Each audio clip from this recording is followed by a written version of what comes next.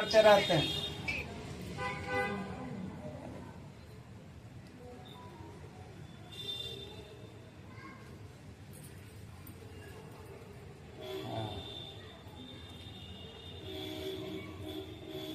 सर्वदा सिद्ध चरण से पंछीगण सर्वदा मन से प्रसन्न होकर के विचरते रहते हैं।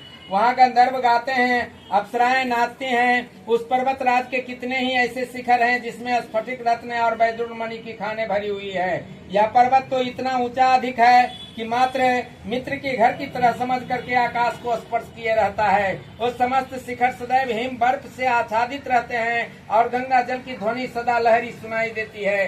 हे पार्वती, तुमने बाल्यकाल में उसी पर्वत पर तपस्या की थी और 12 वर्ष तक तुम उल्टी टांग टांग करके केवल धुआं पी करके रही और 64 वर्ष तक सूखे पत्ते खाकर रही। माघ मास में तुम जल में बैठी रहती थी और वैशाख की दोपहरिया में पंचांग तापती थी।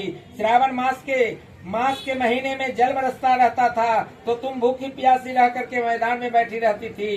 अब तुम्हारे इस तरह का कष्ट सहन न करके वह बड़ा दुखी हुए। वे चिंता में पड़ गए कि मैं अपनी कन्या किसको दूं। उसी समय नारद जी वहाँ आ पहुँचे। मुनि श्रेष्ठ नारद जी उस समय तुम्हें देखने के लिए गए थे। नारद जी को देख करके गिरी अर्धपाद आसन दे करके उनकी पूजा की और कहा कि हे स्वामी,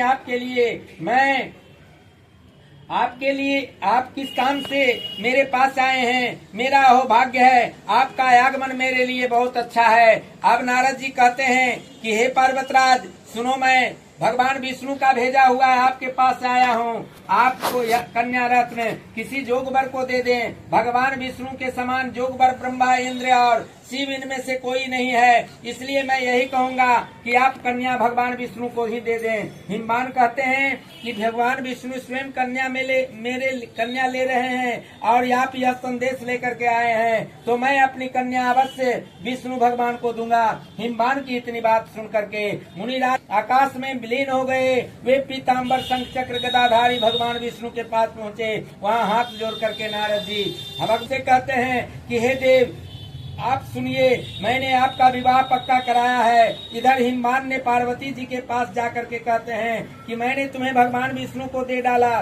तब पिता अपनी बात को सुन करके बिना उत्तर दिए हुए पार्वती जी कहते हैं कि हे भगवान, जब दुखी हो करके विलाप करने लगते हैं, आप इस प्रकार से विलाप करते देख करके सब सखी पास में आकर के कहते हैं कि हे देवी, तुम इतनी दुखी क्यों हो? इसका कारण हमें बतलाओ। जो तुम्हारी इच्छा अभिलाषा होगी मैं तुम्हें यथाशक्ति अवश्य पूरा करने की चेष्टा करूंगी। इसमें किसी प्रकार का कोई संशय नहीं। पार्वती जी कहते हैं कि जो कुछ अभिलाषा है उसे तुम प्रेम पूर्वक सुनो। मैं एकमात्र शिव जी को अपना पति बनाना चाहती हूँ। इसमें किसी प्रकार का कोई संशय नहीं। मेरे इस विचार को मेरे पिताजी ने ठुकरा दिया। इससे मैं अपना शरीर को त्याग दूंगी। पार्वती जी की इस तरह का बात सुन करके सब सखियां कहती है कि शरीर का त्याग मत करो, चलो किसी ऐसे वन को चले जहाँ पिताजी को भी पता न लगे। ऐसे सलाह करके कैसे वन में जा पहुँची। इधर पिता घर घर घूमने लगे, दूतों द्वारा खबर लेने लगे। देवता या किन्नर मेरी पुत्री को हर करके ले गया। उन्होंने मन ही मन कहा कि मैं नारद जी के आगे प्रतिज्ञा कर चुका हूँ कि मैं अपनी पुत्री भगवान विष्णु को दूंगा। ऐसा सोचते सोचते हिमवान मूर्छित हो गए। गिरिराज ने मूर्छित देख करके सब लोग अहंकार करते दौड़ पड़े। जब होश हुआ तब सब लोग पूछने लगे कि आप अपनी मूर्छा का कारण हमें बतलाइए। अब हिमवान कहते हैं कि आप लोग मेरे दुख का कारण सुने। न मालूम कौन मेरी कन्या को हर करके ले गया है। ऐसा नहीं हुआ तो उसे किसी काले सांप ने काट लिया, सील खा गए होंगे। हाय हाय, मेरी बेटी कहाँ गई? किसी दुष्ट ने मेरी पुत्री को मार डाला। ऐसा कह करके वायु के झोंके से कांपते हुए वृक्ष के समान कांपने लगे। इसके बाद हिमवान उन्हें वन वन खोजने लगे। वह वन भी सिंह, भालू, हिंसक जंतुओं से बड़ा भयानक हो रहा था। तुम भी अपनी सखियों के साथ उस भयानक वन में चलते चलते एक ऐसे जगह जा पहुंची जहाँ नदी बह रही थी। उसके रैमनिक तट पर एक बड़ी सी कंदरा थी।